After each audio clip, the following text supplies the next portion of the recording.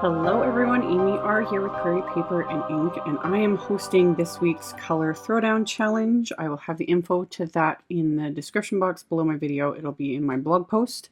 Every week we have a new challenge. This time it's my turn to host. And the colors I had chosen were basically a yellow, a poppy red / orange, a magenta sort of color, and a purple. And my original plan was not to do a Halloween card with these colors, but then the more I thought about it, I was like, why not? It doesn't have to always be orange and black or my favorite orange, black, green, and purple. So I decided I was going to try and make this into a Halloween card. So I started with some Distress cardstock with the textured side up. And I've super sped this up, but I am sponging 4 different colors of Distress inks onto it. I started with mustard seed and then ripe persimmon, then picked raspberry and seedless preserves. And the one thing with this is, I've kind of said it before, but with Distress watercolor paper, it is meant to work with Distress inks. Like, the colors blend easier. They are meant to work together. So sometimes when you have trouble with different cardstocks and different inks, different watercolor mediums, like different things, sometimes you need to switch it up, try different, like a different type of cardstock, a different type of ink, etc., etc. Because certain things are meant to work together and other things just aren't compatible. And when it comes to Distress inks, for the best results, if you use like their brand of paper and whatnot, you get really good results. So I just thought I would mention that because I was noticing as I was sponging this, I'm like, oh, it went so much easier. And I was like, oh yeah, because I'm using the Distress watercolor paper this time. So anyway, I did all the sponging, and then I sprayed it with my Distress sprayer. I did that twice, let the water sit, picked it up with my paper towel, got the fun splatter background. So I'd done that twice, and I dried it with my heat tool each time.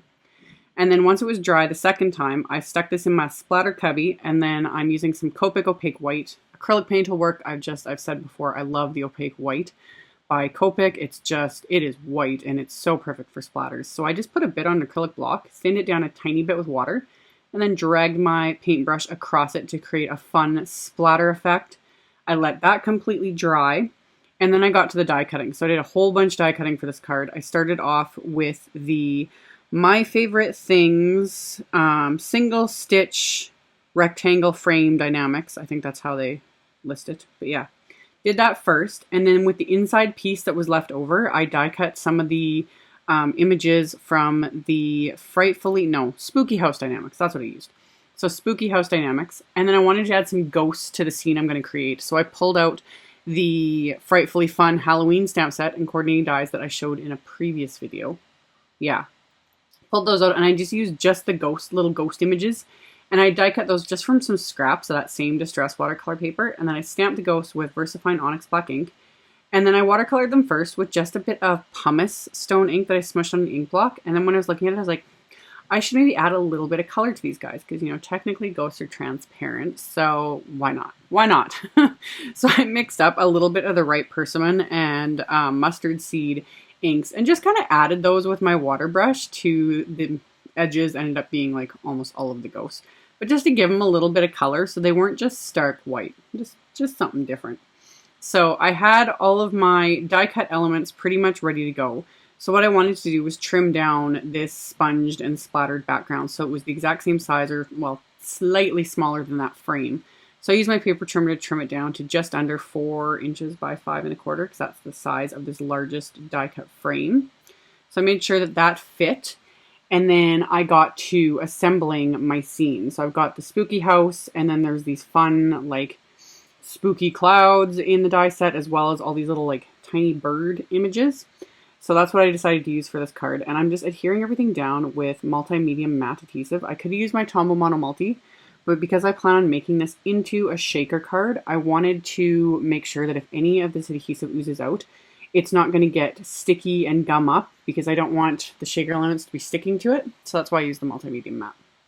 So I adhered the clouds, and then to adhere all these tiny little birds, because they are tiny, I used my quick stick and picked up the birds with that so that I could hold them that way and then apply the adhesive and then press it down right onto the background here. I always forget I have this quick stick. This thing is awesome. I've had it for, goodness, 2 or 3 years now. I don't use it that often because I always forget I have it, and yet get it. It's really helpful. So figured out where I'm going to adhere my little ghosts onto this scene, and then just use the exact same adhesive for these. I did think about putting them on foam tape, but again, because I'm going to make this into a shaker card, it would have been kind of silly to have the ghosts on foam tape, because then they would have been basically pressed up against the transparency, which you will see in a minute. So I removed the house. I was going to adhere it originally to this as well, like everything else, but then I had an idea for that. So I set it aside, and now I'm going to create the actual shaker card. So I used just my multimedia mat on the back of the frame again. I could have used, and I would prefer, score tape, but I was going for convenience. That was sitting right there, you know, right at the edge of my hand, and it was open, so I just used that. It does work, but I do prefer like an actual tape runner style tape when adhering a transparency, so like score tape, red line tape, that sort of thing. But this worked in a pinch. So I used that to adhere a transparency that I trimmed down to slightly smaller than the frame. And then for my foam tape, I'm using the precious, you know, Scotch huge foam tape roll that lasts, well, it lasts the normal crafter forever. It doesn't last me that long because I use it so much. But for something like this, it actually works quite well because I'm able to cut it into thirds to fit on the inside of this frame, because this frame is pretty narrow. It's about 1/4 of an inch, not quite maybe. So I cut lengthwise this foam tape down into thirds. So I got quite a bit of use. I didn't have to use as much foam tape to make this entire shaker card. So I made sure to apply the tape and have it all butted up against each other so I don't have any big gaps so that nothing can fall out. And then I apply 2 layers of that. It just depends on personal preference. 1 layer, you're not going to get it shaking as much. 2 layers gives it decent. If you really want things to shake, you could do 3 layers. I rarely, if ever, I can't even remember if I've ever done 3 layers, but 2 is usually the norm when I do something like this, because it just gives just enough room for all the sequins and that to move around. So I got all of that applied, and then I basically created a shaker cocktail with a whole bunch of different sequins, most of which are pretty pink posh, other than the yellow ones. They're Doodlebug. I will have links to everything in the description box below the video, as always. Some of these are the sequins I just got, so of course I had to use them, and they were perfect for this color combo. So I just sprinkled a bunch of sequins on the inside of the transparency here, and once I was happy with it, I flip over that sponged and sprayed background that I had created and tried to make sure to line it up as straight as possible so that the edges aren't going to hang over. If they did, I would have just trimmed it off with scissors. And then I've got my shaker card. So now for the house itself, I decided to adhere it on top of the card, and I started thinking, I'm like, oh, how fun would this be if I made it glittery? So you could use the Spectrum clear overlay pen, you could use the Wink of Stella. Don't forget though, the Wink of Stella has a gold shimmer, and I wanted a clear shimmer. I will link to my video I did it months ago, comparing the Spectrum to the Wink of Stella, but I love the Spectrum black. Look how sparkly that is. It is so gorgeous, and it's like a clear sparkle with black. It's just fabulous. So over black cardstock, it shimmers whether the light hits it or not. It is so much fun.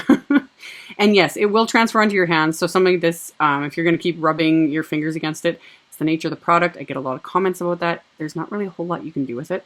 Like, for the most part, you're not going to handle your cards that much, in my opinion. I don't worry about it too much. But with something like this, I was trying to avoid really rubbing against it, more so because it was still a little bit damp, and I was pressing it down onto the transparency. So I could have let it dry, then adhered it. It would have been fine. But yeah, it's, unless you're going to like spray seal it or something like that, or coat it with glossy accents, whatever. Yeah, the shimmer is going to rub off a bit. Not enough to bother me, but yeah, just thought I would mention that. So finished all that, set it aside. My card base is some Pure Plum cardstock from MFT. I thought the color just went really well with the challenge. I super sped this up again because all I did was stamp one of the sentiments from that same Frightfully Fun Halloween set. I stamped it with clear ink and then embossed it with some detail white embossing powder. And then I had those 3 little ghosts left over from watercoloring them earlier, so I just adhered those to the inside of the card just to finish it off there. And then to adhere my actual shaker card front, I'm using my Tombow Monomulti for this. So applying a decent amount, obviously not too much, you don't want it oozing out the sides there, but a decent amount to really adhere this well to my card base, and it gives me a few seconds to wiggle it around and get it the way I wanted it. And that finishes off my card. So then I've got a fun little shaker card, which always brings a smile to people's faces. So super, super fun. And as always, like I said, I will have a link below the video to my blog post with a link to the supplies used, a link to the color challenge if you want to check it out and play along with all of us. Yeah, all that info will be below. And then here at the very end, I'll have a link to that Spectrum Noir comparison video, as well as to the last Halloween video I posted, or second last, whatever. And yeah, check those out if you missed them. And thank you all so much for watching, subscribing, and thumbs upping my videos. And I'll see you all very soon in the next one. Bye!